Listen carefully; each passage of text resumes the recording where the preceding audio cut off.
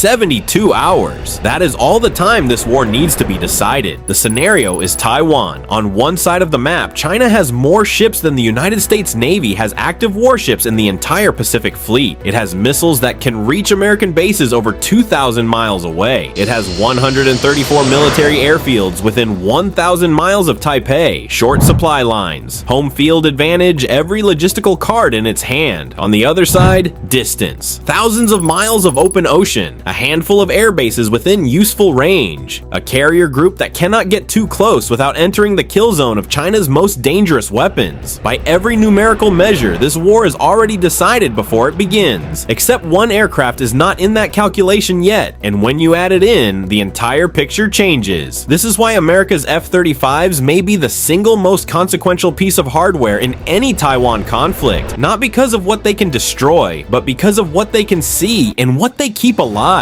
To understand why, you first need to understand what those 72 hours actually look like. Here is what we know. Any war over Taiwan begins in the air, and the air battle may be finished before most people even realize the shooting has started. The Center for Strategic and International Studies ran their Taiwan invasion war game 24 times. In scenario after scenario, the opening air and missile strikes resolve themselves within the first 72 hours. Not the whole war, just who controls the sky above it. After that, everything else follows. China's position in that opening window is brutal. Beijing fields an estimated 300 J-20 stealth fighters and roughly 57 J-35s, plus hundreds of older generation aircraft behind them. It has 39 military air bases within 500 miles of Taipei. America's nearest major base, Kadena Air Base on the Japanese island of Okinawa, sits approximately 400 miles away. The United States Air Force operates roughly 500 F-35s, but those aircraft are globally deployed across every theater on Earth, from Europe to the Middle East to the Pacific. Then there is Guam. Anderson Air Force Base is one of America's most critical hubs in the Western Pacific, the staging point for bombers, tankers, and the kind of logistics that make a sustained Pacific air campaign possible. According to RAND research, a salvo of just 20 Chinese ballistic missiles could put that base out of action. 20 missiles. One of the most important airfields in the Pacific, the kind of arithmetic that keeps base commanders very interested in hardened shelters and contingency runways. That is the problem. Now here is what makes this aircraft different from anything that has come before it. So what exactly is the F-35?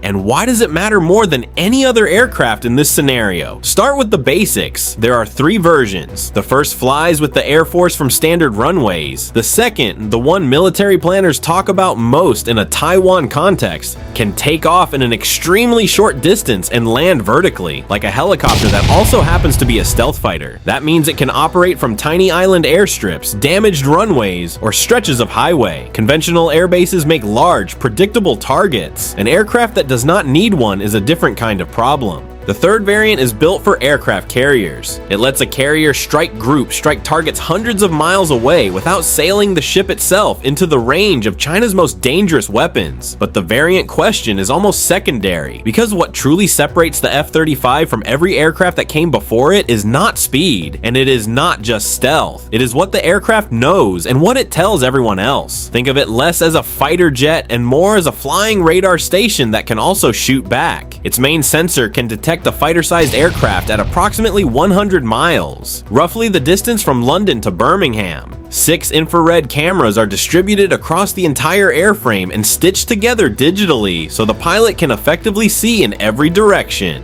including straight through the floor of the aircraft. Nothing is behind them, nothing is below them. The cockpit becomes a sphere, and then it shares all of that. Every F-35 airborne is a sensor node feeding targeting data in real time to every ship, every missile battery, every allied aircraft connected to the same network. Japan operates over 100 F-35s. Australia is building its fleet, South Korea too. Together they form a sensor web across the Indo-Pacific that no single radar installation on the ground could replicate. That is the American hand. Now here is China's, and it is formidable. Here is what the numbers actually show.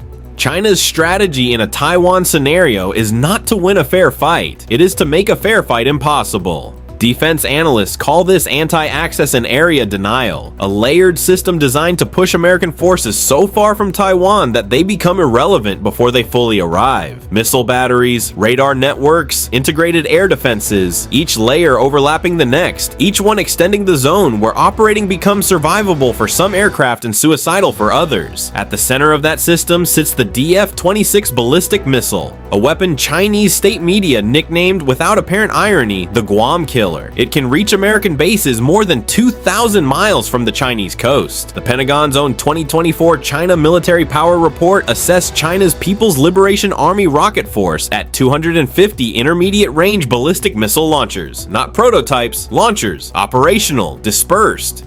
Add the airbase math. 134 Chinese military airfields within 1,000 miles of Taiwan as of 2025 against America's handful within unrefueled fighter range. China does not need interior lines of communication. It has them already baked into the geography of the Western Pacific by 10,000 years of history and 30 years of deliberate military construction. And here's the part that never makes the headline. China does not need to destroy every American aircraft. It only needs to keep them far enough away for long enough that Taiwan's defenses collapse before reinforcements fully arrive. That is a fundamentally different military problem than winning a dogfight. It is the strategic equivalent of not needing to outrun the bear. You only need to outrun the alliance. But here is what the numbers do not show, and here is where this story gets genuinely complicated. That Taiwan's defenses collapse before reinforcements fully arrive. That is a fundamentally different military problem than winning a dogfight. It is the strategic equivalent of not needing to outrun the bear. You only need to outrun the alliance. But here is what the numbers do not show, and here is where this story gets genuinely complicated. But here's what the raw numbers cannot capture. China's strategy depends on one assumption holding, that American aircraft will behave like American aircraft always have, flying from large, fixed, predictable bases, requiring long runways, needing established logistics chains to function. If that assumption holds, the missile mathematics work perfectly. If it breaks, the entire targeting model starts to collapse. The F-35B breaks it. Marine Corps variants are already being dispersed across small islands throughout the Philippine Sea and the Ryukyu chain, operating from short civilian airstrips, temporary pads, and in exercises from stretches of road. China's missile inventory is enormous, but it is built to strike concentrated targets. A stealth aircraft operating from a highway on an island Beijing may not even be tracking is a fundamentally different targeting problem. Multiply that across dozens of dispersed locations, and the problem compounds with every iteration. The carrier variant extends that logic seaward. F-35Cs allow a carrier strike group to launch combat missions from 600 or more miles out, beyond the effective reach of many of China's most dangerous anti-ship systems. While the aircraft themselves still penetrate to the target area, the carrier stays survivable, the mission still happens, and then there is the function that matters most and receives the least attention. Before a single weapon is fired in anger, F-35s operating inside defended airspace can map China's radar networks, missile launcher positions, and command nodes, and pass that picture in real time to every submarine, every surface ship, every ground-based missile battery plugged into the same network. Platforms that cannot safely enter that airspace get targeting data as though they were already there. Here is what that costs when it goes wrong.